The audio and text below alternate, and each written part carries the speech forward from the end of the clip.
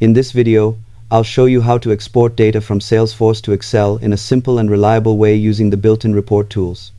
Start by opening the exact report you want to export and carefully review your filters, date ranges, and visible columns, because whatever appears here is what will be downloaded. In the top right corner, click the drop-down arrow next to Edit and choose Export. You'll then decide between Formatted Report, which keeps groupings and summaries for presentation purposes, and Details Only, which provides a flat dataset that's better for analysis. If you plan to sort, filter, or build pivot tables in Microsoft Excel, Details Only is usually the more flexible option.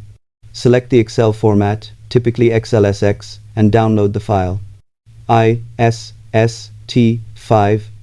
For large datasets, consider narrowing filters to improve performance and file size.